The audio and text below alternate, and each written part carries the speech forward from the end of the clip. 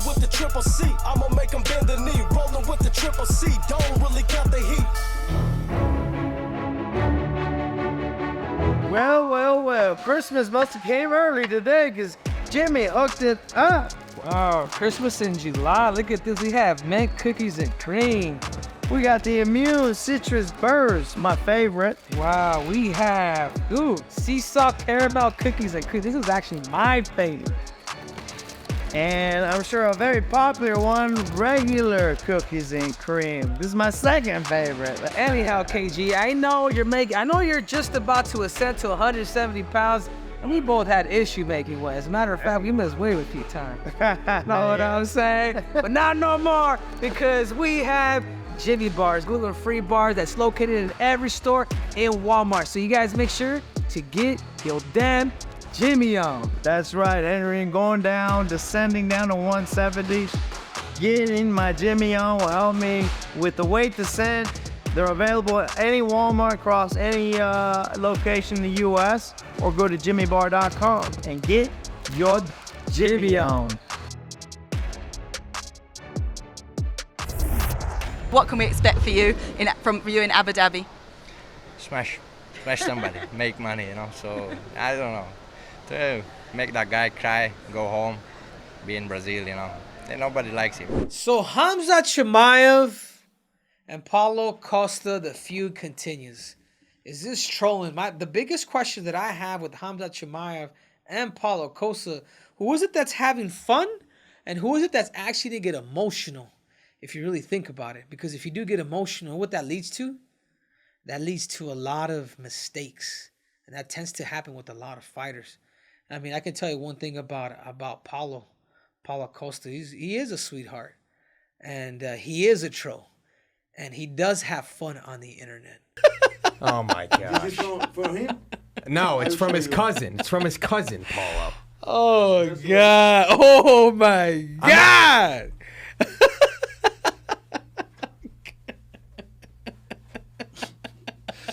It's for Chimaev? Okay, so now it will be very well for him. I think it got to the point where for Paulo, I think he was trolled so much after he lost to Israel that he started kind of just to get back at people. He just started trolling back, and he kind of started to really understand the humor of being able to take a loss, but yet turn into something fun, and then now being probably the most likable guy in the UFC. I mean, what I love about Paulo is the fact that Paulo Costa takes no prisoners. I mean, I've got it. I've said things, and he's blasted me, whether me being short or something that I said according to my heritage.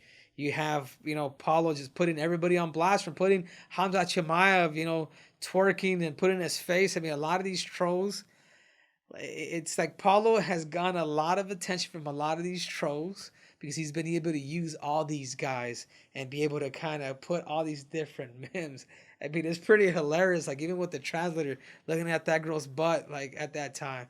I mean, it's endless. I mean, there's so much stuff that it's hard for me to remember a lot of things that Paulo Costa has done. But why am I saying this? What I'm trying to tell you guys is Paulo Costa's having fun. He's having fun, and he's trying to make money.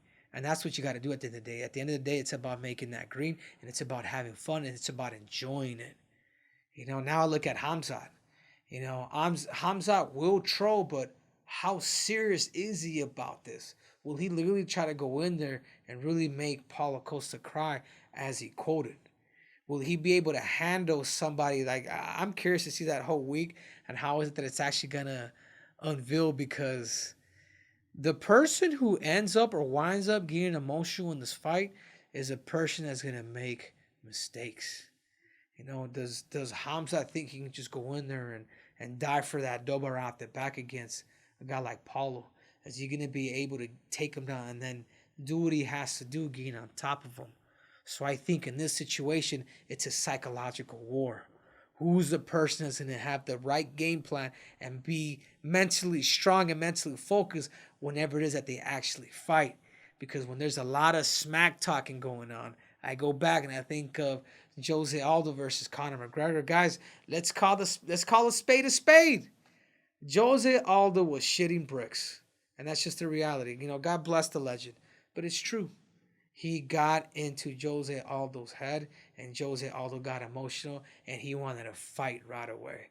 You can see it right before they fought. You can see the nerves in him.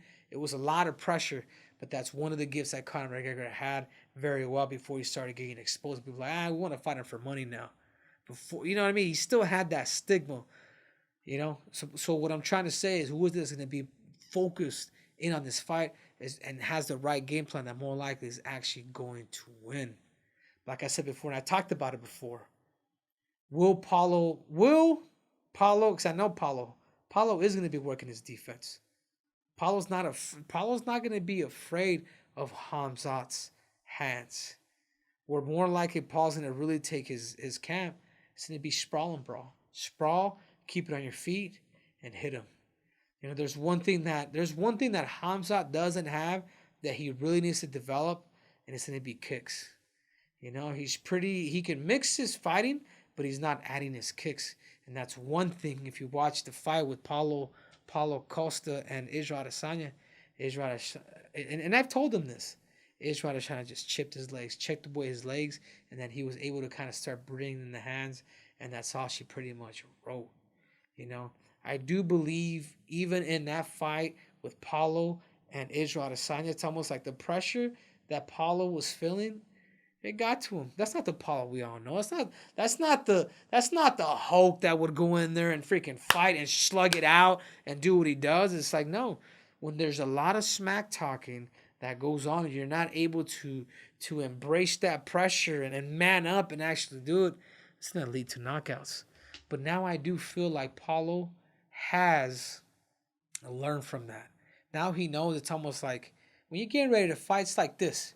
You're on a cliff, and the only thing that I have to do is jump off that cliff. And once you jump off that cliff, you know that it's not that serious. You know that you're going to jump into that water. You're going to be fine. Be like, man, I made all this noise for that? It's the same thing in fighting. Who is that more likely going to control their emotion is more likely going to be the actual winner. What you got for me, Michael? Yeah, so I saw a lot of people when you came out with your prediction saying that you're leaning Paulo over Khamzat. You were getting some flack for that, and people being like, oh, did you even see his fight against Rockhold? But what do you say to those people who are kind of criticizing Paulo for his last fight against Rockhold? I just don't think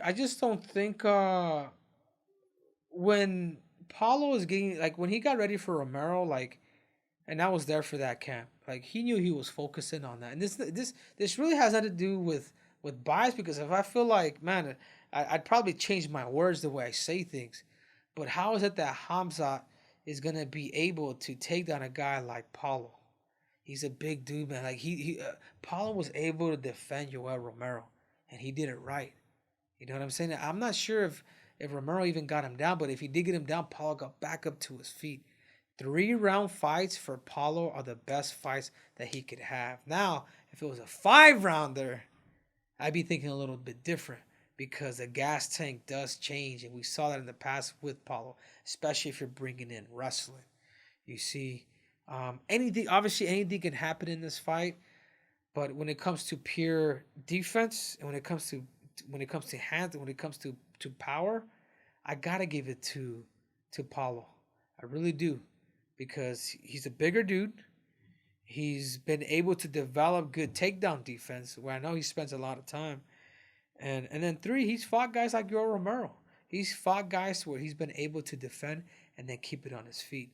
But I think this fight's going to be, absolute fire. It's going to be more of that anticipation that's going to really sell this fight, because you got 2 guys that were almost getting ready to fight at the UFC PI. And now they're actually going to fight. What a treat for us.